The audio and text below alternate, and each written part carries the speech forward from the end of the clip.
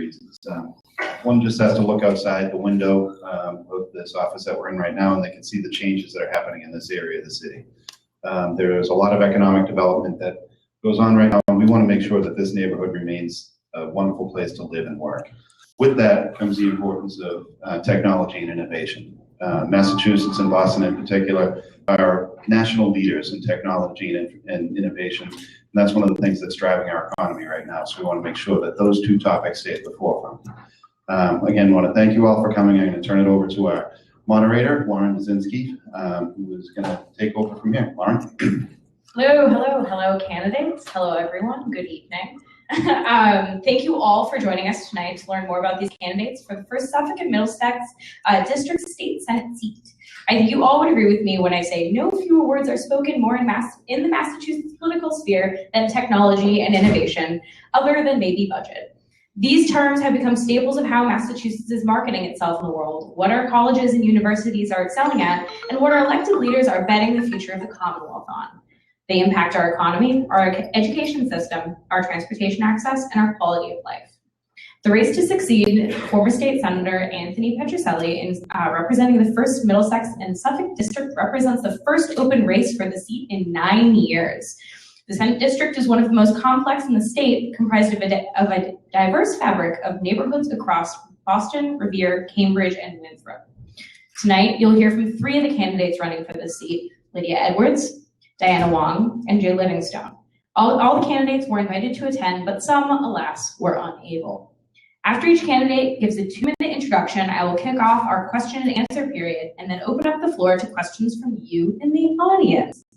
You may direct your questions to an individual candidate or to all of them. Candidates will get a minute each to answer each question. So first, the 2-minute introductions. Lydia, do you want to go first? I guess so.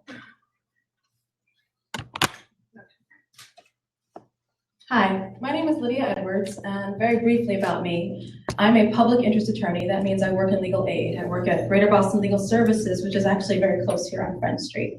And in that capacity, I actually represent a lot of working women who are survivors of human trafficking, who are domestic workers, so your nannies, your house cleaners, your personal care attendants, many of whom have suffered or are continue to suffer from wage theft. And I also represent domestic violence survivors. And recently, I just got my tax LLM degree, which means I'm focusing on economic development for working people. And actually, I've come into the debate of technology and innovation, specifically in working with poor people, while dealing with the issue of how do we access and ensure that they have resources for doing their taxes, especially the earning of tax credit, which ironically is the most effective and impactful anti-poverty measure. Now, why does that have to do with technology and innovation? Well, my report was how do we get people to actually get access to tax services?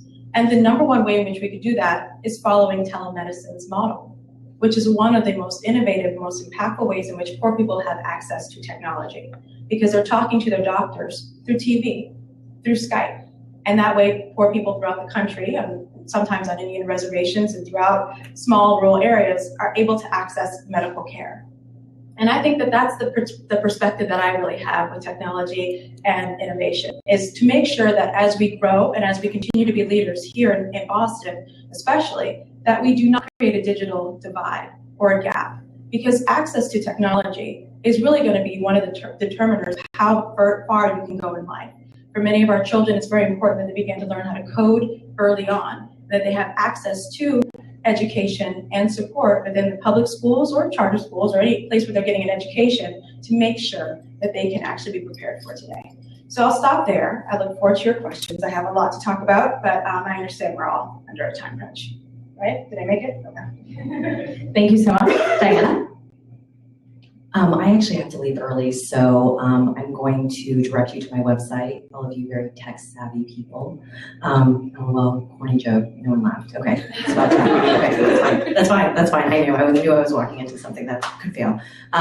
So I wrote some notes, and I just wanted to tell you briefly about where I am on tech and innovation. So I think that Massachusetts has just benefited enormously from the growth of the technology sector, and our future as a place where good paying jobs are plentiful, but also our tax base might be sufficient to support all the things that we care about, public education and state-of-the-art infrastructure, really depends on the continued growth of this sector.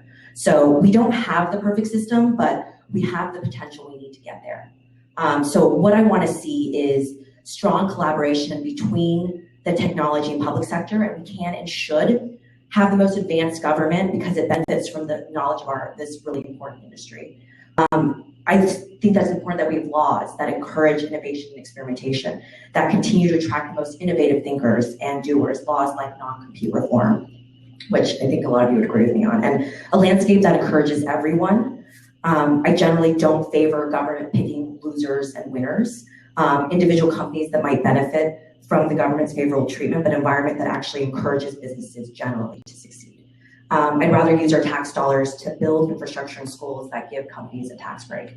And also efforts that build a pathway for everyone to benefit from innovation. Someone told me once that for every PhD scientist commercializing an invention, there are 9 technicians, individuals with associate's degrees or vocational training who can make really good money. And so I just want to make sure that we're supporting our community colleges and the work they're doing to train individuals for these jobs. And also, obviously, I think the role of government is to protect consumers. And as new ideas come to market, right, we must, as lawmakers, make sure that the public isn't harmed. There's an end sign. So that's how I end it. Thank you. Okay. Hi, my name is Jay Livingstone, and I'm a state representative. I represent the West End. My district line is actually across Causeway Street, Beacon Hill, Back Bay, and parts of Cambridge. And it's been, I've served in that role for the last 3 years. And I love going, one of my favorite parts of the district is to go to Kendall Square. And I hold office hours sometimes at the Cambridge Innovation Center, the Venture Cafe. And it's amazing to be talking to entrepreneurs, people from all around the world coming to Massachusetts, often going to MIT or Harvard, and talking about their ideas. And there's too often a disconnect between what those entrepreneurs need and what the government is providing. And there's often not even communication between those two. And as a state representative, I've been proud to join the Technology Caucus to try to hold events where there's more speaking programs like this between elected officials and the various members of the technology community to talk about their issues. One of the things that amazes me is when the entrepreneurs have an idea and they just want to run with it, and they run into the regulatory regime and they don't know how to interact. And we've seen this play out time and time again. And I think as a legislator, I've tried to be as responsible as possible to encourage the laws that I think make sense. So one of the things is supporting a tax credit for angel investors to have more small investment made in Massachusetts to help companies start. There was a large debate about Uber, and the legislation we just passed, which was incredibly complicated, is, I think, a pathway forward so that we can stop having debates about whether it's legal or not, which we know is ridiculous. And I'm about to get the time. And I look forward to having this discussion because I think it is so important for our economy. It is such a large component to have the technology here, and I've seen it in Kendall Square, which has just completely exploded, even in the last 3 years. Great. I have a quick question that I think we'll be able to fit in with Diane before you have to leave. In one sentence, what is one thing that you can do to improve innovation in the state Senate district? Whoever wants to take it can go first. It's jump ball. Let's all fight. Please. It would spice us up. You take it first. Yeah. Thanks.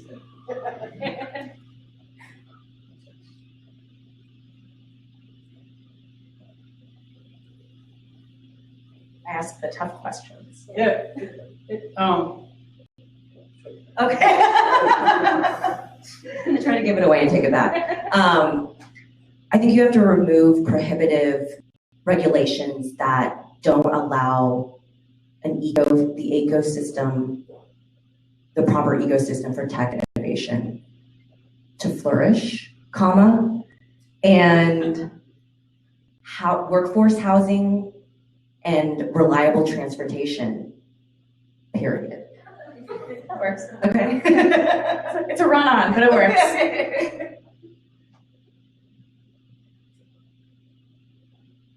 Yeah, I mean, there's so many parts to it. You need, sorry, I guess more than one sentence. We need to have a top. There's many parts. We need a top-notch education system, starting with early education, which we don't do enough of. We need a top-notch transportation system. We need affordable housing so people can live and get to work. We need regulatory systems that don't limit.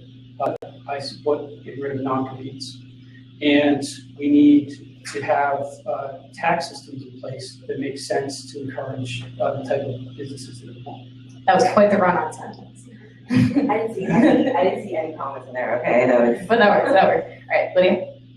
I think one thing that I would do to improve technology innovation in the district, or I guess in Massachusetts, is to assure access by as many people as possible, regardless of their class level, regardless of their language capacity. I think that, again, the digital divide could be one of the things that really separates us and makes technology something of the elite, which is what we don't want.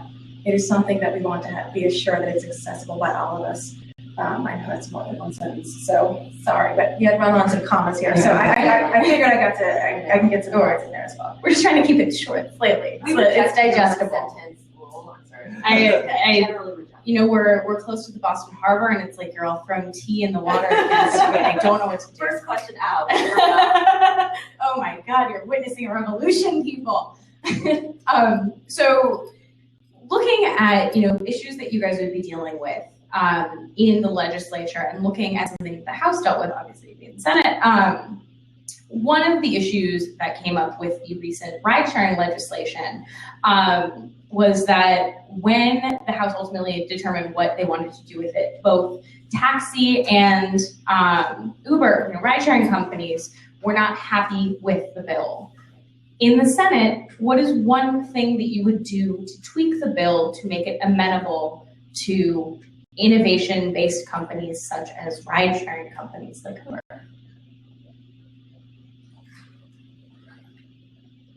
Jump ball.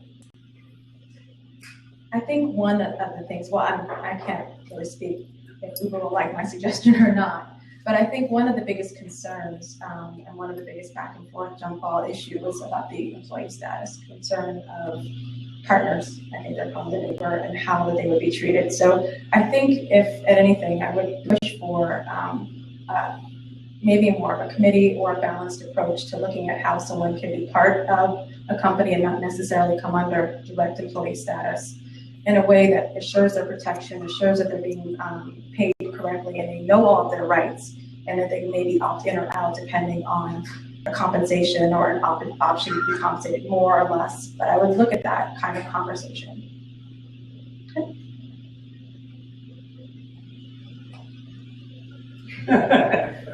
You're punting? I know. No problem. I voted for the legislation in the House, and I think it really tried to strike a balance. It's interesting thinking about various companies that have been impacted by technology. There aren't any blockbusters anymore. Netflix was the first company with advanced technology to decimate that, change that business model. But here, there was a very different situation where there was a heavily regulated government monopoly that the government had extracted a lot of fees from. And livery and the taxes. And I think the reason that neither was satisfied is that the technology company, the newer technology company, really wanted to have almost a clean slate. And the taxi cab companies wanted to have a continued monopoly. And I think the approach that was taken was appropriate, but I guess tweaking some of the numbers may make sense. So one of the things that was done was taxi cabs are allowed to continue to have certain preferred status for a 5-year period, to allow some of the medallion holders to collect, get a return on their investment, which municipalities have collected on, but not have, in a lot of them have mortgages on that. Like being able to pick up at Logan Airport. Like being able to pick up at Logan Airport. And I think the term should change to a shorter term to get out of that period, to have a much more level playing field between the technology company and the taxi company. Fair. I mean, so I would say that we shouldn't be afraid of change. And a government's role, I think, is to protect the consumer and the worker. So I think it's important that we ensure that passengers are safe, that drivers are qualified, and so those are the important things. I also think it's important. Government's role is also important to help when a old model, when a new model transitions in, and the old model is not as popular anymore, and to kind of help with that transition. So I think that it's worth thinking about financially helping medallion holders who sink a lot of money into those, into the medallion, and help kind of help them. I think that's government's role, to help it just in terms of the transition. But in general, I don't think it's government's role to pick losers and winners when there are new technologies and new innovations. Great. Let's open up to questions from the audience. Does anyone have any questions? Do we want to get a mic over? Please introduce yourself, say where you are from the district, and your question. Yeah, my name is Cy Mintz. I live on Broad Street, so I live downtown. I have for a long time. I guess one question I would ask Mr. Livingston, Jay Livingston, is why is it you're leaving the House to run for the Senate, since the way the legislature works is that the House has a lot to do with introducing budgets, etc. I'm no expert on Massachusetts government, but I follow it a little bit. And the Senate frequently doesn't have quite the lead that the House has. Now, I know the House has a lot more members than the Senate does, so I'm curious why. I believe, if I'm correct, this may be your first term. Is that correct, or am I wrong? You're wrong. I'm wrong. Okay, but you can answer the question anyway. Why is it you want to leave the House and move to the Senate? I've been in the House of Representatives the last 3 years. It's been a great opportunity to accomplish a lot of things, securing millions of dollars in early education funding, helping advance criminal justice reform, and this term pursuing equal pay for women. I'm the lead sponsor of a bill supported by Mass Now Women's Christian Women's Bar Association.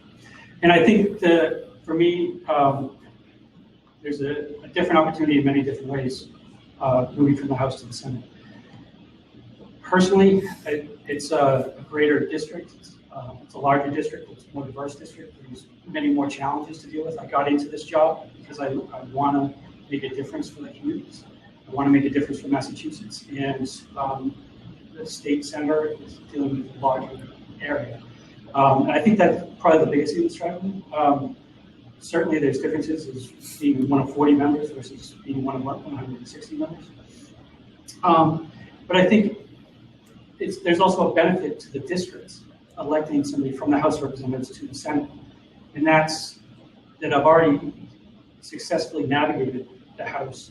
I've already developed a lot of relationships in the House, and moving to the Senate, and along with the Senate. And it's not like going from the legislature to a municipality, where the operations are totally separate. In order to get anything done, as you pointed out, we need the House and the Senate operating in unison. And I think having that experience, which no one else has as an elected official, in this race is a key advantage, and it'll be an advantage for the district. But personally, it's a larger challenge, and I think it's a great opportunity. And that's why I became elected official in the first place.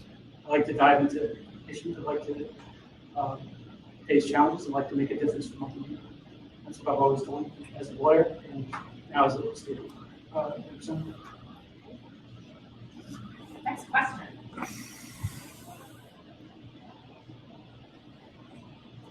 Way in the back there.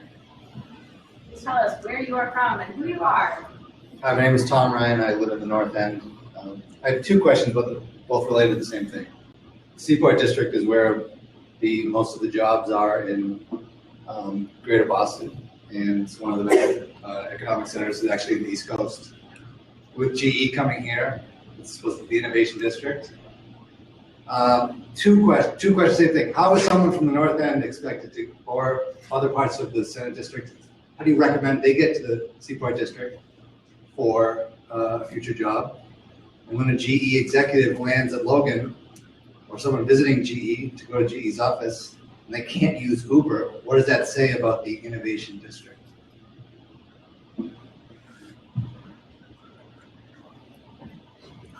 I think the Seaport District is a classic example of bad planning and how thoughtful development makes a huge difference.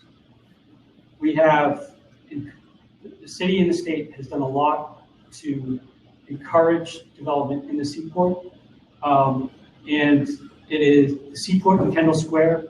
70% of the economic growth in Massachusetts the last 5 years has happened on 5% of the land mass. And almost all of it's the Seaport and Kendall Square. And you can see a difference in the way that the Seaport was developed and Kendall Square was developed. In that these things weren't taken into account. The transit wasn't taken into account. The Silver Line doesn't line up. I guess from the airport you take the Silver Line and hope that your building is close to one. There's a Hubway station that are outside most of the Silver Line stops and hope that somebody wants to use one of those services. But when we do develop, and there's been a lot of development in my districts, you have to be thoughtful about the placement. You have to be thoughtful about what is going to happen 5 years, 10 years, 15 years. Once you put up a building, that's what's there for 50 years. Once you build a series of buildings like the Seaport, that's all it's going to be there. I think the best part about the GE deal with the state and the city is that there is going to be improved transit. That they're going to restore the bridge that's been out for 2 years, but finding ways to improve our transit network, and that's something that I've worked on in the legislature. It's my first vote in the legislature was to provide greater funding to the transportation funds. As a result of that, the Orange Line, Green Line, Red Line trains were purchased, the first ones in 40 years. And the Deval-Patrick administration was great about also trying to expand our network throughout. And I think I'm disappointed in the Baker administration for reversing course. One of the things that I advocated for under Deval-Patrick that was proceeding was using a service called DMUs. DMUs are like larger Green Line trains, but they can operate more like real trains. And they are great for maneuvering in places like that. And actually, there's a train line that connects from the Seaport to Back Bay that would be perfect for DMU service. I was disappointed at the end of the Deval-Patrick administration, they authorized DMU services to be trains to be used on the Fairmont line, Mattapan to downtown, and Charlie Baker changed his mind a few months ago. And without that type of service, if we had that type of service, we could connect Back Bay to the Seaport, we could connect North Station to Kendall Square, to Alston Brighton, which is another place that could be an innovation center, especially with the movement of the Mass Pike. We could connect downtown Springfield better, but we need an administration that would pursue that type of new train that fits that exact type of urban environment. And so I'll continue to advocate for that in the legislature, as I've done as a state rep, I do this now. One of my main concerns is, again, just making sure that there is the funding we need to support our community colleges and vocational training so that all of our residents can take advantage of GE coming to the Seaport. So I support the millionaire's tax. I think we need to be talking about more revenue to, because when we constantly talk about cutting, it's really the most vulnerable and the programs that we need that get cut. So, but I think also it's about supporting our community colleges and making sure that all of our residents can benefit. I would also say that, I live in East Boston, and trying to get from the airport to my house in East Boston is almost impossible to try to get a cab because, cabs have been sitting in line, right? And then they don't want a $7 fare to wherever I am. I mean, I thought the compromise bill that the committee put together was a really great attempt at bringing two sides together. I think that, again, we need to encourage innovation, but also protect workers, make sure that everyone's safe. And I think that, one of the things I would, want to make sure that the bill does is as, again, old models go out of style, and ensuring that these cab drivers who've sunk significant resources into their medallions are helped in some way, so. Just very briefly, I think your question is very important. I think it speaks to the real question of who is at the table, though. And that's something that I think in my leadership I will bring.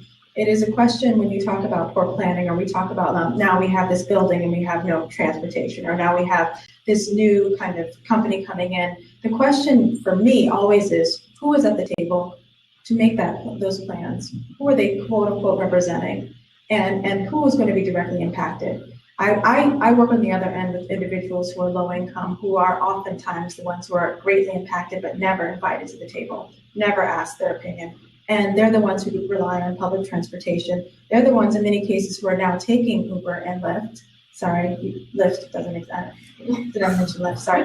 Anyway, but they're taking ride-sharing companies. And I live in East Boston. I lived there for 8 years, and many times one of the reasons why I use ride sharing is because of the difficulties of finding a cab to come in to East Boston and not charging me the toll, which is legal. They're not supposed to charge you to go home, right? That's me technically paying for them to leave my house. And so there's a definite issue and there's concerns. And so I want to speak directly to that question of what are we telling other people when you can't get an Uber at the airport. And what we're telling them in many cases is that we're kind of concerned and maybe even a little bit frightened. And that's not how you lead. We need to be sure that we have open markets, and we need to be sure that we are competitive. But one of the biggest concerns I have is that our competition and our ability to compete does not exclude people of color, immigrants, women. In many cases, they have to be at the table and included. And I was actually just speaking with our representatives from Uber, and I'm actually very excited about when I do have ride sharing. Many of the people who are doing the driver, many of the partners are representative of the community. So kudos to the ride sharing companies for being inclusive in that sense. One last question. I know a lot of you guys have to bounce at 6:15, so we'll make sure that we're able to do that. Any final questions? Excellent. Oh. Sure. All right. We'll make sure that the responses are short. We only have 2 months. We'll stick to the one sentence. They could be slightly right on. Yeah. So this is Tom Hopcroft. I run the Mastic Leadership Council, and very interested in all of your remarks. Yeah, I think there's a clear opportunity around technology and innovation. I think what happened with ride sharing is only the tip of the iceberg when we look at other innovative business models in healthcare, energy, finance. I mean, it's the genie's out of the bottle, so to speak. But I think the real issue is I think Lydia addressed it, is the talent issue. That we need, hundreds of thousands of people, and, the tech sector is highly correlated around the white, male, wealthy industry for the most part. It pays twice the state average. But we know talent is distributed evenly in populations. And so I'm just wondering, how to address this and how to help have the kids in a lot of different neighborhoods and elsewhere not just be consumers of the technology, but be able to really be involved in participating in this economy, creating the technology, and flowing that wealth back into those communities and giving them a voice. This is a big question for a one-sentence response, but you guys are up to the challenge. I thank you for noting that. But I think one of the biggest things I've seen, actually, it's not in our district, but I was visiting a cooperative housing that's coming up and has an after-school program. And one of the programs is actually just on coding. And it's really trying to marry some of the, what you would, I guess you would argue is a typical person in tech, a person who's, white male, who's making maybe a lot of money and lives downtown, and they're bringing him to Dorchester. And they're bringing him to those communities that otherwise, to teach in the after-school program, right? Marrying the communities, but also marrying the knowledge. And starting very young and making coding part of an after-school program, not just website design, but really getting in to understand how this is accessible to you. And to me, that's very exciting because that really can drive a young person who feels that maybe I don't have or didn't come from something, but knowing how to create on my own, right? And being able to communicate, being able to be a part of this technology boom. I can create something else. I can be the next Bill Gates. I can be someone like that. And so I think it's very important that that message is perpetually told to all of our children, girls and boys alike, especially in technology, that their access to this is directly correlated to their future to do whatever they want. So that's one way in which I would talk to children about that. And then, of course, investing financially in vocational schools. My husband is a solar installer, so technology and innovation and environmental justice are also dear to me as well. And making sure that we should have voted to raise the solar cap for one thing, but assuring that we have access perpetually, that we're supporting access to environmental justice through technology as well. Okay.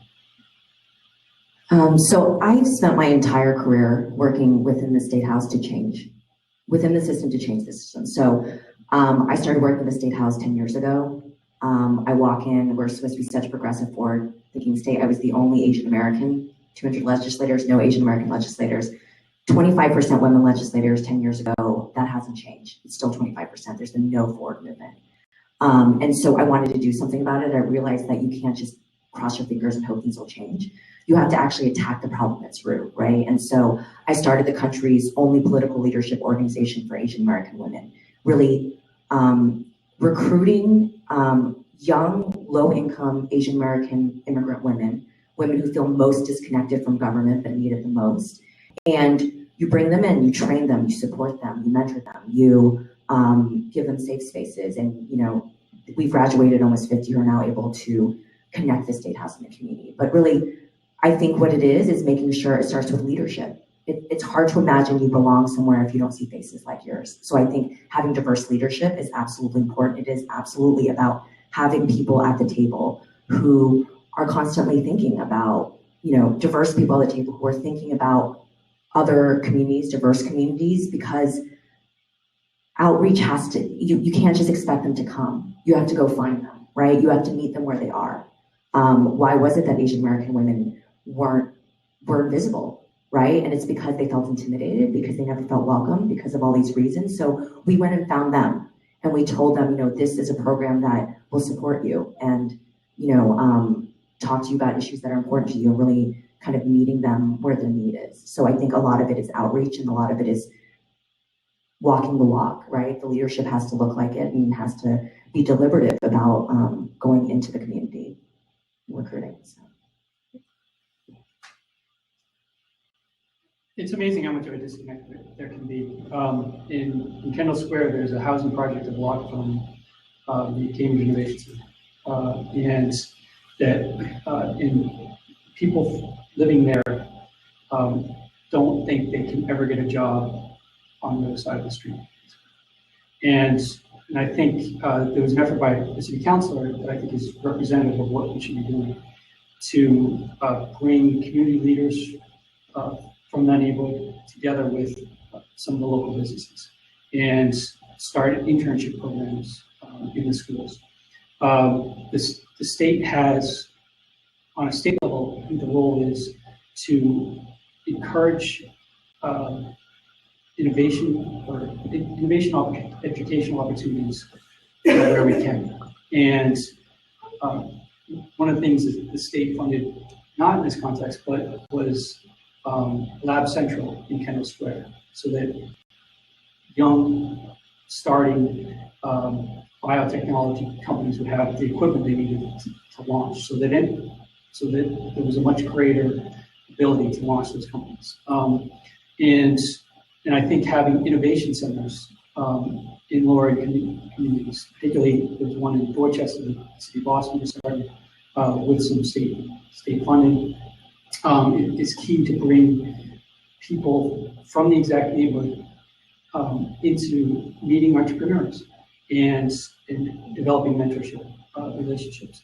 I think the state's role in that, not only as an individual actor, I've tried to have as diverse as possible staff and interns, particularly to mentor people and encourage growth. But I think the government's role is to make sure that there are these connections made between entrepreneurs and a lot of these communities that feel completely disconnected. And it is amazing when it happens that they're across the street from each other. Excellent. Well, thank you so much, Jay, Diana, Lydia. And thank you also to the Downtown North Association, as well as Uber, our fantastic hosts, for this event. Thank you all so much for coming. And thank you. Best of luck getting to your event. Sorry we're late.